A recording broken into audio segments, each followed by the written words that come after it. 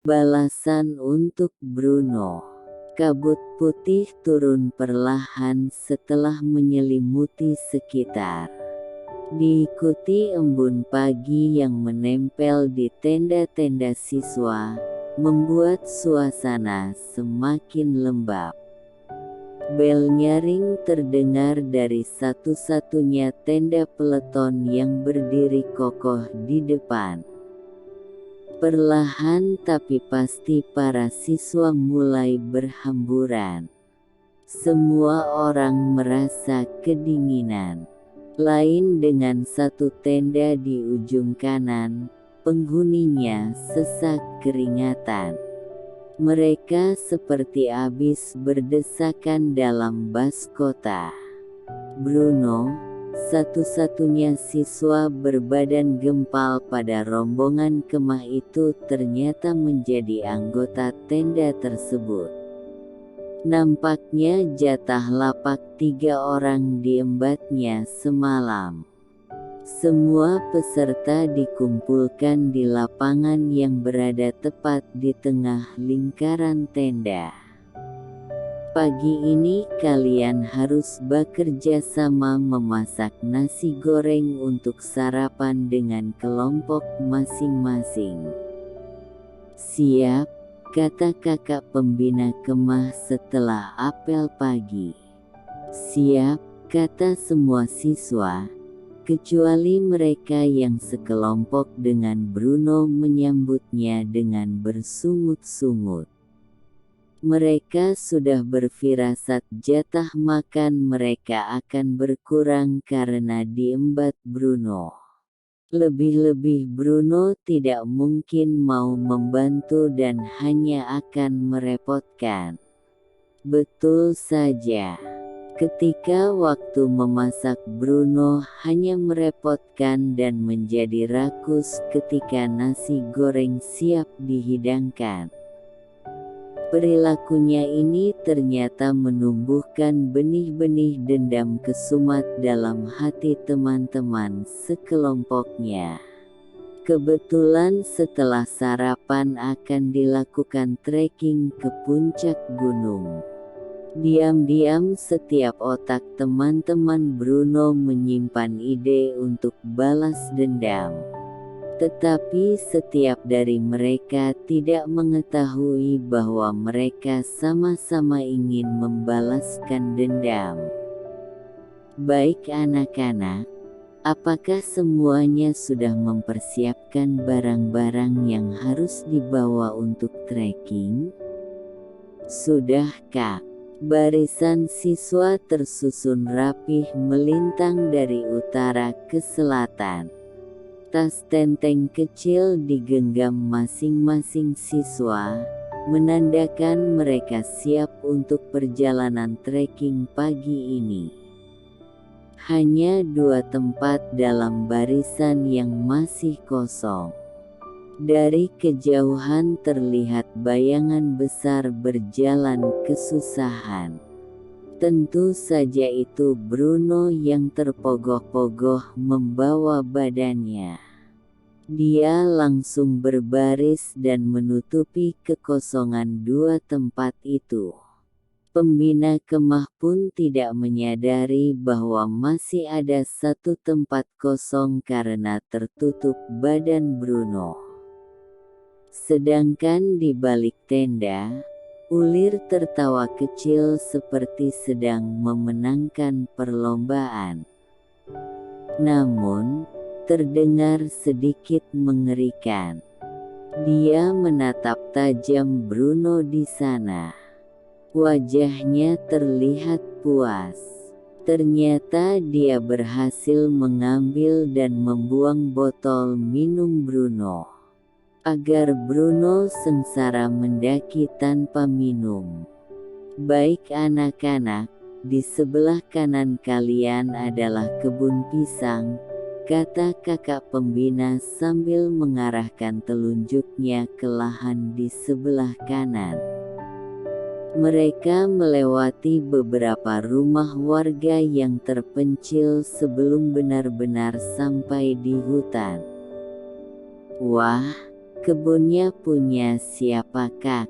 Tanya seorang siswa. Ini milik warga. Dilihat saja ya, ini bukan milik kita. Siap, Kak? Seru semua siswa. Ketika semua orang agak jauh di depan, diam-diam Bruno memetik pisang-pisang di kebun warga tersebut. Dia mengacuhkan perintah kakak pembina dan memenuhi kerakusannya. Dadang, teman sekelompok Bruno, melihat hal tersebut dan menasihatinya. Namun Bruno malah marah-marah kepadanya. Perjalanan terus berlanjut. Mereka semakin mendaki, menyusuri jalan yang miringnya 70 derajat. Hanya Bruno yang kewalahan menanjak karena faktor tubuhnya itu. Kakak pembina memberikan Bruno tongkat untuk menopang badannya agar lebih mudah berjalan. Dari belakang, Dadang yang kesal akan perbuatan Bruno sebelumnya, mengambil ancang-ancang untuk menjatuhkan tongkat Bruno agar dia tergelincir. Diam-diam dia telah menyiapkan kulit pisang bekas makan Bruno tadi. Hap! Kulit pisang dilempar tepat sebelum tongkat Bruno menyentuh tanah dengan ketukan seiring langkahnya. Tongkat Bruno jatuh tepat di atas kulit pisang itu. Sontak Bruno tergelincir dan terjatuh ke arah belakang. Sungguh bukan nasib yang baik, Dadang, Dimas, Raden dan Ulir, teman-teman sekelompoknya, harus menerima beban badan Bruno. Mereka semua semakin kesal. Sedangkan Bruno baik-baik saja karena terjatuh dengan posisi yang aman. Teman-teman, kalian sebal tidak sih dengan si Bruno? Kata Raden berbisik-bisik di tengah perjalanan menuju puncak gunung. Sangat sebal, kompak teman-teman sekelompoknya. Aku sebenarnya sudah mengambil botol minumnya tadi. Tetapi dia sejak tadi malah tidak kehausan, kata Ulir mengaku. Wah, aku tadi juga sudah mencoba menggelincirkan dia di jalan yang menanjak. Tetapi dia malah baik-baik saja dan menimpa kita semua, sahut Dadang. Kalau aku sudah berencana untuk mengerjainya. Tetapi aku belum menemukan waktu yang tepat, sesal Dimas sambil memanyunkan bibir ke depan. Keempatnya merasa antara terkejut dan senang karena tahu teman sekelompoknya ternyata juga merasakan hal yang sama. Raden pun mengajukan ide agar membuat Bruno tersesat di jalan. Teman-temannya setuju dan saling bekerja sama. Semua siswa telah menikmati pemandangan di puncak gunung. Sekarang adalah saatnya untuk turun dan kembali ke perkemahan. Seperti yang telah direncanakan, Dadang, Dimas, Raden dan Ulir mulai menjalankan misinya. Mereka sengaja tidak makan bekal masing-masing ketika di puncak dan mengumpulkannya. Mereka tuhu di dalam pikiran Bruno hanya ada makanan. Ketika perjalanan pulang, kebetulan mereka melihat sebuah gubuk bambu di sebuah persimpangan. Cepat-cepat mereka meletakkan makanan tersebut sebelum Bruno sadar. Bruno yang berjalan paling belakang dari rombongan langsung terjegat karena teman-temannya itu berhenti. Mereka berempat sengaja menarik perhatian Bruno. Lihat itu teman-teman. Banyak sekali ya makanannya. Paling itu punya warga yang sedang bekerja di kebun dekat sini. Iya, mungkin itu milik warga di sini. Itu pasti milik mereka.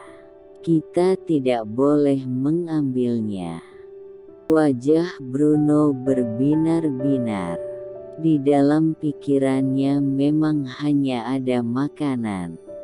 Tidak peduli siapapun pemiliknya, yang penting enak. Teman-temannya melanjutkan perjalanan. Sedangkan Bruno terdiam menatap makanan itu dengan wajah rakus. Tak sadar dia tertinggal rombongan di persimpangan. Setelah beberapa detik terdiam, dia mengambil dan memakan satu persatu makanan di gubuk itu dengan lahap. Wah, kenyangnya. Aku mau lanjut jalan lagi.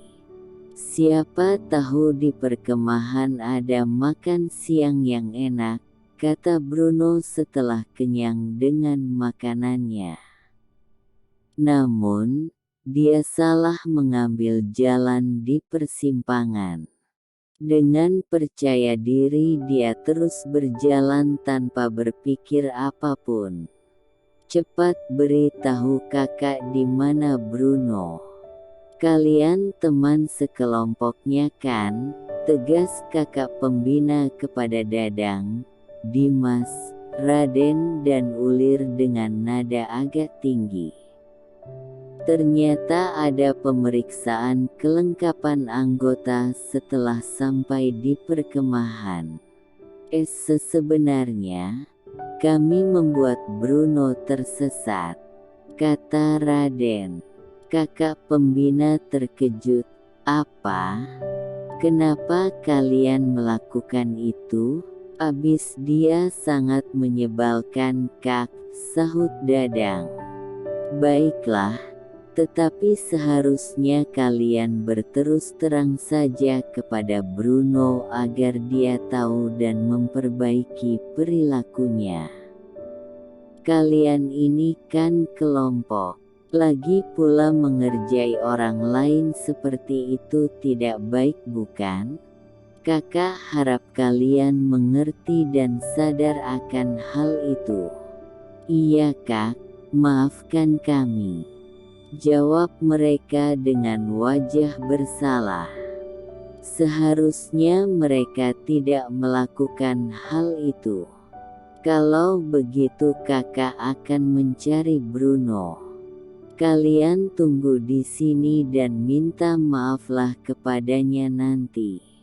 Bruno akhirnya ditemukan dan dibawa kembali ke perkemahan. Ternyata dia tidak tahu kalau sedang dikerjai teman-temannya. Dadang, Dimas, Raden dan Ulir pun akhirnya meminta maaf kepada Bruno dan mengakui kesalahan mereka. Maafkan kami ya Bruno. Seharusnya kami tidak mengerjai kamu karena tidak suka dengan sikapmu. Iya betul. Harusnya kami bilang saja dengan terus terang. Kami sadar apa yang kami lakukan kepadamu tidak baik. Nah begitu dong anak-anak, kata kakak pembina mengacungkan jempol sambil tersenyum 3 jari. Dia langsung meninggalkan mereka berlima setelahnya, mengira bahwa keadaan telah baik-baik saja. Namun ketika dia pergi, hahaha, aku ini memang hebat. Siapapun tidak akan bisa mencelakaiku. kata Bruno sambil membusungkan badan dan menepuk-nepuk dadanya dengan tangan terkepal. Bukannya bersyukur karena terhindar dari kejahilan teman-temannya, dia malah menyombongkan diri. Teman-temannya pergi ke lapangan dan mengacuhkannya walau dengan perasaan sedikit kesal. Mereka sudah tobat dan tidak ingin berurusan lagi dengan Bruno. Sepertinya memang sifatnya itu tidak bisa diubah. Hanya mukjizat yang dapat menyadarkannya. Tiba-tiba badan gempal Bruno sempoyongan. Kepalanya berkunang-kunang. Apakah ini sudah saatnya mukjizat datang untuk menyadarkannya? Bruno tersadar bahwa sejak tadi tidak setetes air pun membasahi tenggorokannya. Sekarang tubuhnya mulai merasakan efek kemarau berkepanjangan ini. Dia menjatuhkan diri ke dalam tenda, meraup-raup semua barang di dalamnya. Dia tidak menemukan botol minumnya. Sekarang tenda benar-benar seperti kapal pecah. Namun, setelah beberapa saat tangannya meraih sesuatu berbentuk botol kecil. Dia mengocok botol untuk mengecek apakah ada air di dalamnya. Indera penglihatannya sudah tidak berfungsi saat ini. Tanpa basa-basi dia membuka tutup botol itu dan langsung menenggak semua isi di dalamnya.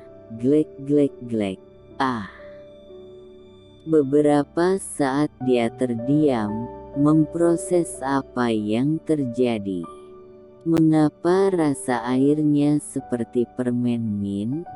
Tenggorokannya mulai panas. Perutnya mulai meronta-ronta. Air macam apa yang dia minum, batinnya. Sekarang matanya benar-benar akan terpejam. Kepalanya semakin berkunang-kunang. Dia tepar terkejang-kejang. Mulutnya mengeluarkan busa. Hahaha. Bruno, kamu kenapa? Ulir terbelalak dengan apa yang dilihatnya. Dia sengaja kembali ke tenda untuk mengambil tongkat yang akan dipakai untuk permainan selanjutnya. Dia melihat keadaan tenda telah porak-poranda dengan tubuh terkejang-kejang Bruno di tengahnya. Apakah ada orang jahat yang datang untuk mencuri kemudian meracuni Bruno saat dia pergi? Ulir berlarian ke lapangan seperti abis melihat setan, memanggil teman-temannya dan kakak pembina. Teman-teman, kakak pembina. Bruno. Tubuh Bruno diangkat 8 orang dengan tanduk ke atas truk loreng-loreng khas tentara. Sopir truk tak ragu-ragu menancap gas, menembus jalan gunung yang tidak simetris dan penuh lubang. Hampir-hampir kepala para penumpang bertubrukan karena guncangannya. Bruno dibawa ke rumah sakit terdekat di kaki gunung. Setelah setengah jam perjalanan, mereka sampai di rumah sakit terdekat. Dokter, sebenarnya apa yang terjadi dengan anak ini? Kata kakak pembina, khawatir. Dia overdosis. Dia sepertinya telah meminum obat batuk atau semacamnya dalam jumlah yang besar. Lalu bagaimana keadaannya sekarang? Anak ini sangat kuat. Dia masih selamat. Tapi tolong beritahu dia untuk tidak makan selain bubur selama 1 bulan. Juga jangan beri bumbu apapun ke dalamnya untuk menetralkan lambungnya. Baik dok, apa? Hanya boleh makan bubur hambar selama 1 bulan? TTI tidak. Tiba-tiba Bruno siuman dan memotong pembicaraan. Dia pingsan lagi setelah itu karena shock dengan apa yang dikatakan Pak Dokter barusan. Tidak ada makanan enak selama sebulan. Begitulah balasan atas kerakusan dan kesombongannya.